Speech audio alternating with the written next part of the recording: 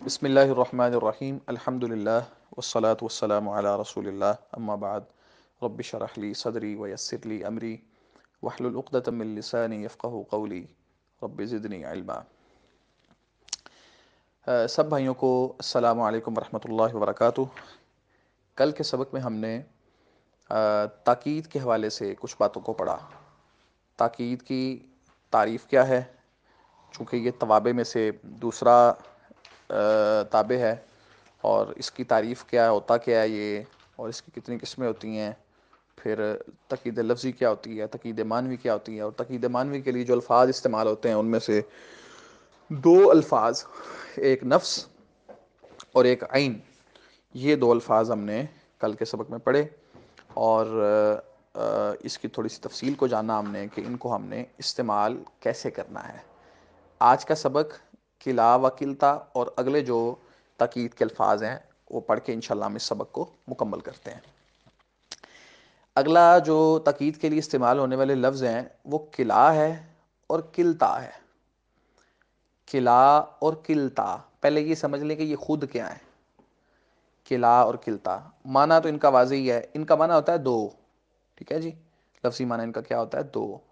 اور قواعد النحو جو حصہ اول ہے اس کے اندر آپ یہ بات پڑھ کے آئے ہیں، وہ جو واحد تثنیہ جمع کے بعد جو سبق آتا ہے نا، جس میں آپ اعراب کی مختلف صورتیں پڑھتے ہیں، اس میں لکھا ہوا ہے کہ جو ایک تثنیہ جو ہے وہ مانوی ہوتا ہے، جس کا معنی تثنیہ والا ہوتا ہے، نہ تو اس کی شکل تثنیہ والی ہوتی ہے اور نہ ہی اس سے اس کا مفرد جو ہے وہ استعمال ہوتا ہے، اس کا صرف معنی تثنیہ والا ہوتا ہے۔ اس میں انہوں نے لکھا ہوا ہے کہ وہ کلا اور کلتا ہے، تو یہ تثنیہ والا معنی دیتے ہیں اور ان کو تثنیہ مانوی کہا جاتا ہے۔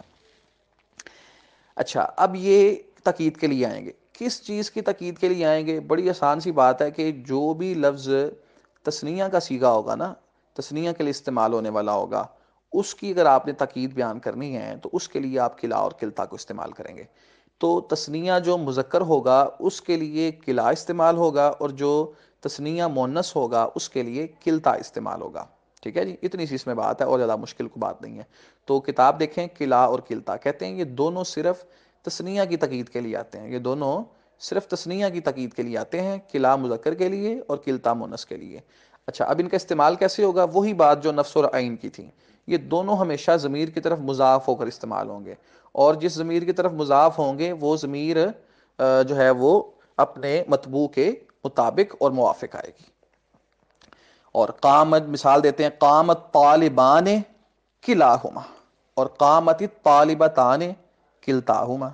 اچھا، تو یہ یہاں پہ تاکید نے کام کیا کیا؟ تاکید نے یہ بتایا ہے کہ اس کے جو مطبوع کے افراد ہیں نا، مطبوع کے افراد وہ عمومی اعتبار سے اس معنی میں شامل ہیں، ٹھیک ہے، کہ وہ سارے کے سارے اس میں شامل ہیں، سب کے سب جو ہیں وہ اس کام میں، یعنی قامت طالبان کے جو افراد تھے نا، دو افراد ہیں نا، ظاہر ہے دو طالب علم ہیں، تو وہ دونوں کے دونوں ہی کھڑے ہوئے ہیں، ٹھیک ہے، دونوں ہی طالب علم کھڑے ہوئے ہیں، ٹھیک ہے نا، یہ ان کا معنی آپ کر دیں گے، دونوں ہی طالب علم کھڑے ہوئے ہیں۔ تو قامت طالبان کا معنی ہوگا دو طالب علم کھڑے ہوئے، قامت طالبان کلاہما کا معنی ہوگا دونوں ہی کھڑے ہوئے، ٹھیک ہے۔ تو یہ اس طرح ان کے معنی میں تاکید پیدا ہو جائے گی۔ اب اگلی بات آتی ہے کلو اور اجماؤ کی، کلو اور اجماؤ۔ اچھا جی، کلو اجماؤ کیا کرے گا؟ کلو اجماؤ کے والے سے سب سے پہلی بات یہ ہے کہ یہ دونوں الفاظ یا تو واحد کی جو ہے وہ کریں گے، تاکید کریں گے، یا پھر جمع کی تاکید کریں گے، تثنیہ کی تاکید یہ نہیں کریں گے۔ تثنیہ کی تاکید کے لیے آپ کے پاس وہ کلا اور کلتا آ گئے ہیں۔ کلو اور اجماؤ دونوں جو الفاظ ہیں یہ یا تو واحد کی تاکید کریں گے یا جمع کی تاکید کریں گے۔ اگلی بات، ایک بات یہ واضح ہو گئی۔ بات نمبر دو، جو کلو ہے، کلو، اس کا استعمال ویسے ہی ہوگا جیسے نفسو اور عینو کا ہوتا تھا، کہ یہ ضمیر کی طرف مضاف ہو کے آئے گا، اور جو ضمیر ہوگی وہ مرجع کے مطابق ہوگی، ٹھیک ہے، یہ کلو کی بات ہو گئی۔ اور جو اجمعو ہے، اس کا استعمال کیسے ہوگا؟ اجمعو لفظ خود یہ ضمیر کی طرف مضاف نہیں ہوگا، بلکہ یہ خود وہ سیگا آئے گا جو مطبوع کا ہے، یعنی مطبوع کے مطابق اس کا اپنا سیگا آئے گا، ٹھیک ہے؟ مثال کے طور پہ اگر مطبوع جو ہے وہ واحد مذکر ہے تو یہ اجمع آئے گا، اگر مطبوع جمع مذکر ہے تو یجمعون آ جائے گا، اور اگر مطبوع واحد مؤنث ہے تو یہ جمع آئے گا، ٹھیک ہے؟ جمع. اور اگر جو مطبوع ہے وہ جمع مؤنث ہے تو یہ جو ہے وہ جمع استعمال ہوگا، جمع، ٹھیک ہے جی؟ یہ بات سامنے آپ کے آگے دو باتیں میں نے آپ کو کلو اور اجمعو کے والے سے بتا دیں۔ پہلی بات یہ بتائی کہ یہ واحد اور جمع کے لیے آئیں گے، تثنیہ کے لیے نہیں آئیں گے۔ دوسری بات میں نے آپ کے سامنے یہ رکھی ہے کہ جو کلو ہے یہ مضاف ہو کے استعمال ہوگا ضمیر کی طرف، اور ضمیر مطبوع کے موافق آئے گی، اور جو اجمعو ہے یہ اس کا سیگا اپنے مطبوع کے سیگے کے مطابق آئے گا، موقت کے مطابق آئے گا۔ اب تیسری بات کرنے سے پہلے میں آپ کو مثال دے کے بات سمجھا دیتا ہوں کہ قرآن مجید میں آ رہا ہے وَإِلَيْهِ يُرْجَعُ الْأَمْرُ كُلُّهُ، اور اسی کی طرف لوٹتا ہے معاملہ سارے کا سارا۔ کلو کیسے آیا؟ ضمیر کی طرف مضاف ہو کے۔ کلو کس کی تقید کے لیے آیا؟ الامر جو واحد کے حکم میں ہے یا واحد ہے، اس کی جو ہے وہ واحد کی تقید بیان کرنے کے لیے، اور جو ہو ضمیر ہے وہ اپنے مرجع کے موافق آئی ہے۔ اور ایسے ہی خلق الازواج کلھا، اب یہاں پہ کیا ہے؟ الازواج جمع ہے، جمع کی تقید کے لیے بھی کلو آ گیا، اور کلو کیسے آیا؟ اضافت کے ساتھ، اور جس ضمیر کی طرف وہ مضاف ہوا وہ ضمیر کیسے آئی؟ اپنے مطبوع کے موافق۔ ازواج جو ہے یہ جمع مکسر ہے، تو بات پہلے بھی ہوئی ہے، جمع مکسر جو ہوتی ہے وہ مؤنث کے حکم میں ہوتی ہے، تو اس کے مطابق ہم نے اس کو کلھا پڑھ دیا۔ بات واضح ہو گئی؟ اور آگے جاء القوم کلہم، القوم جو ہے وہ جمع ہے، اور کلو اس کی تقید بیان کرنے کے لیے آ گیا، اور ضمیر کی طرف مضاف ہو کے آیا، اور ضمیر جو ہے وہ القوم کے موافق ہے۔ القوم جو ہے یہ اس میں جمع ہے، ٹھیک ہے؟ لفظ ظاہری طور پہ تو واحد کا لگتا ہے لیکن معنی وہ جمع کا دے رہا ہے، تو اس کے موافق جو ہے وہ جمع کے موافق ہم ضمیر یہاں پہ استعمال ہوئی ہے۔ تو یہ اس کی مثالیں آپ کے سامنے واضح ہو گئیں۔ اور وجنود ابلیس اجمعون، اور ابلیس کے لشکر سارے کے سارے جنود جمع ہے، تو جمع کا صیغہ اجمعون استعمال ہو گیا۔ اور اسی طرح جو ہے وہ ولو فلو شاء لہداکم اجمعین، پس اگر وہ چاہتا تو یقیناً وہ تمہیں ہدایت دے دیتا۔ قوم جمع کا صیغہ ہے، اجمعین آ گیا، ٹھیک ہے؟ اور یہ جو اس کا جو اعراب ہے وہ جمع والا اعراب ہم نے اس کو دے دیا جو آپ نے پہلے پڑھا ہوا ہے۔ اور سجد الملائکۃ کلھم اجمعون، ٹھیک ہے؟ کٹھے دونوں کی مثال یہاں پہ آ گئی، یعنی دو تقیدیں یہاں پہ جمع ہو گئیں، سجدہ کیا سب کے سب تمام فرشتوں نے، تو الملائکہ کے لیے کلہم ہم ضمیر کے ساتھ، اور اجمعون کے جو ہے نا وہ تقید اس کی اس طرح استعمال ہو گئی ہے۔ اب جو ایک بات کلو اور اجمعو کے والے سے بڑی اہم سمجھنے والی ہے وہ آپ سمجھ لیں تو یہ آپ کا جو ہیڈنگ ہے، آپ کی جو ہیڈ ہے، یہ پورا ہو جائے گا۔ وہ سمجھنے والی بات یہ ہے کہ جو کلو اور اجمعو ہے نا، یہ جس کی تاکید بیان کرتے ہیں نا، میں نے کل بھی آپ کو بتایا تھا اور ابھی بات ہوئی بھی ہے کلا اور کلتا کے حوالے سے، کہ یہ بتاتے ہیں کہ جو مطبوع ہے نا، مطبوع اس کے سارے افراد کام میں شامل ہیں۔ کلو اور اجمعو بتاتے ہیں کہ مطبوع کے سارے افراد ہی کام میں شامل ہیں، ٹھیک ہے؟ سوال یہ پیدا ہوتا ہے کہ کلو اور اجمعو جب جمع کی تقید بیان کریں گے، یعنی کسی ایسے لفظ کی تقید بیان کریں گے جو جمع والا ہے، اس وقت تو مطبوع کے سارے افراد کا کام میں شامل ہونا سمجھ آتا ہے، کیونکہ ایک لفظ ہی جمع ہے۔ میں کہتا ہوں جاء القوم کلہم، آئے سب کے سب لوگ، تو ظاہر ہے القوم کے جو ہے وہ القوم کے بہت سارے جو افراد ہیں نا، القوم کے تحت آتے ہیں جو، تو سارے کے سارے جو ہے نا وہ لوگ اس میں ہیں، یعنی مطبوع کے جتنے بھی مطبوع کے زیادہ اجزاء ہوں گے تو یہ اس کی تاکید بیان کریں گے۔ جمع کے اندر تو مسئلہ واضح ہو گیا کہ جی اس کے سارے افراد شامل ہیں۔ اب سوال یہ پیدا ہوتا ہے کہ جب کلو اور اجمعو یہاں پہ بات آئی ہے کہ یہ واحد کی تاکید بھی بیان کرتے ہیں، واحد لفظ کی تاکید بھی بیان کرتے ہیں، تو سوال یہ پیدا ہوتا ہے کہ جب کلو اور اجمعو کسی واحد اسم کی یا واحد مطبوع کی تاکید کو بیان کریں گے تو واحد کے تو اجزاء ہوتے ہی نہیں ہیں، واحد تو اپنا ایک اکیلا جز ہوتا ہے، اس کے تو افراد کہاں سے آئیں گے؟ تو اس کی تاکید پھر یہ کیسے بیان کر دیں گے؟ یہ کیسے بتائیں گے کہ ایک جو لفظ ہے وہ جو ہے نا وہ اس کے سارے افراد اس میں شامل ہیں. تو یہ یہاں پہ ایک بنیادی سوال ہے. اس کا جواب وہ ایسے دیتے ہیں کہ آپ یہ بات یاد رکھیں کہ کلو اور اجمعو صرف اس واحد کی تاکید بیان کریں گے جس واحد کے معنوی اعتبار سے، جس واحد کے حکمی اعتبار سے اجزاء ہو سکتے ہیں.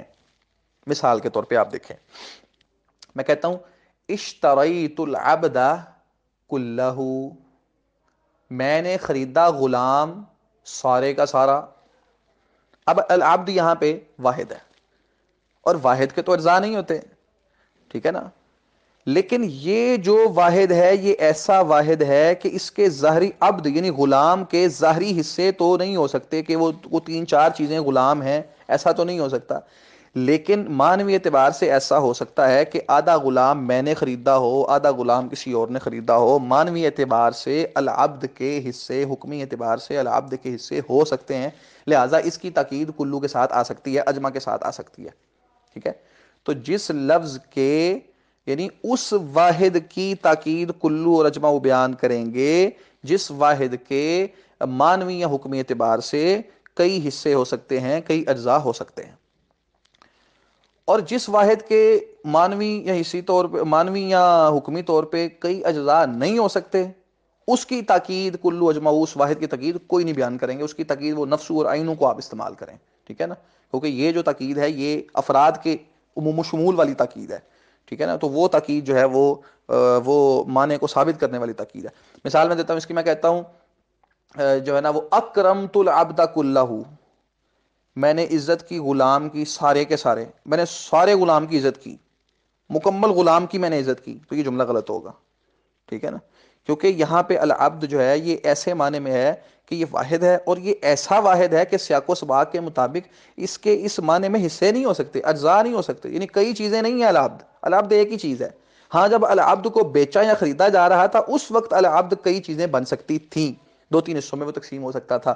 اس اعتبار سے ہم نے پھر جو ہے وہ اس کی تاکید کلو کے ساتھ بیان کر دی اور اس کو ہم نے درست کہا. لیکن جب ہم اکرمت العبد کلہ کہیں گے تو اس وقت جو ہے وہ العبد ایسے معنی میں استعمال ہو رہا ہے کہ اس کے کئی اجزاء، کئی حصے نہیں ہو سکتے. تاکید جو ہے نا وہ عزت ہوگی ایک غلام کی ہوگی. غلام کی عزت تو نہیں ہے. کلہ کہنے کا کیا مطلب ہوا؟ سارے کے سارے غلام کی عزت کیا ہوگی؟ ٹھیک ہے نا. غلام کی عزت غلام کی ہے بس. تو یہ وہ بات کر رہے ہیں. اچھا آپ یہ ذرا کتاب کو بھی دیکھ لیں. کلو اجمعو یہ دونوں ایسے واحد اور جمع کی تاکید کے لیے آتے ہیں جن کے حصی یا معنوی اعتبار سے اجزاء ہو سکتے ہیں. ٹھیک ہے. جمع کے والے سے تو یہ بات کوئی نہیں ہے. جمع کے آپ یوں کہہ سکتے ہیں کہ یہ جو جن کے حصی والا ہے نا، حصی والا لفظ یہ جمع کے ساتھ ہے. یعنی ایسی جمع کی تاکید کے لیے آئیں گے جن کے حصی اجزاء ہو سکتے ہیں. تو ظاہر ہے کہ جمع جو بھی ہوگا اس کے حصی اجزاء ہو سکتے ہوں گے. جب القوم کہا جائے گا تو اس کے حصی اجزاء کیا ہیں؟ انسان انسان انسان مل کر قوم بنتے ہیں نا. تو اس کے حصی اجزاء ہو جائیں گے. اور جب کتب کہا جائے گا تو اس کے حصی اجزاء کیا ہوں گے؟ کتاب کتاب کتاب. ٹھیک ہے نا. تو جب کہا جائے اشتریت الکتبہ، میں نے جو ہے وہ خرید لیں کتابیں، کلہ ساری کی سارے، تو یہاں پہ کتب کے اجزاء ہو سکتے ہیں. تو جمع کی کہ جو ہے نا وہ حصی اجزاء تو ہوں گے. تو یہ واحد کی بات ایسے یعنی یہ جو معنوی بات ہے نا یہ واحد کے ساتھ خاص ہے کہ یعنی کلو اجمعو ایسے واحد کی تاکید کے لیے آتے ہیں جس واحد کا معنوی اعتبار سے اجزاء ہو سکتے ہیں. ٹھیک ہے نا. یہ میں نے بات اس کی وضاحت آپ کے سامنے ساری کر دی ہے. تو یہاں انہوں نے اکٹھا جملہ لکھا ہوا ہے کہ یہ دونوں ایسے واحد اور جمع کی تاکید کے لیے آئیں گے جن کے حصی یا معنوی اعتبار سے اجزاء ہو سکتے ہیں. اور اگلی بات وہ بتاتے ہیں کلو کے، جو میں نے پہلے بتا دیا آپ کو، کلو کے ساتھ ضمیر آتی ہے جو موقع کے مطابق ہوتی ہے. اور آگے وہ لکھ رہے ہیں جبکہ اجمعو کا صیغہ اپنے موقع کے مطابق آتا ہے. اور پھر وہ آگے اس کی مثالیں ساری دے دیتے ہیں اور اینڈ پہ کہتے ہیں ان دونوں کی اکٹھی مثال فصلت الملائکۃ کلھم اجمعون ہے. تو یہ باتیں کلو اجمعو کے والے سے واضح ہو گئیں. پہلی بات یہ ثابت ہوئی کلو اجمعو کی کہ یہ واحد اور جمع دونوں کی تاکید کے لیے آتے ہیں. دوسری بات یہ ہوئی کہ جو ہے وہ کلو کے ساتھ ضمیر آئے گی جو موقع کے مطابق ہوگی، اور اجمعو کا صیغہ موقع کے خود ہی موافق آئے گا. تیسری بات اس والے سے یہ ہوئی کہ جو واحد جمع ہے وہ یہ اس جمع کی تاکید کے لیے آئیں گے جس کے حصی اعتبار سے، حصی کا مطلب ہوتا ہے حص کے اعتبار سے، یعنی اصل کے اعتبار سے، حقیقت میں کئی اجزاء ہو سکتے ہوں گے. اور دوسری بات یہ ہے کہ واحد، اس واحد کی تاکید ان کے ساتھ آئے گی، کلو اجمعو کے ساتھ آئے گی جس واحد کے مانوی اعتبار سے یا حکمی اعتبار سے کئی حصے ہو سکتے ہیں، اس میں نے آپ کے سامنے مثال پیش کی ہے۔ تو چلیں بس اتنا ہی آج سمجھ لیں، کل انشاءاللہ اس سبق کو ہم مکمل کر لیں گے۔ پروگرام تو میرا تھا کہ آج ہی کریں گے، لیکن چلیں سبق یہ اس کو جو میں نے پڑھایا، بات بتائی ہے، اس کو اچھے طریقے سے سمجھ لیں۔ اگر کوئی بات سمجھ نہ آئے تو سوال اپنا گروپ میں بھیج دیں، تو انشاءاللہ باقی ہم مکمل اس کو کل کر لیں گے۔ السلام علیکم ورحمۃ اللہ۔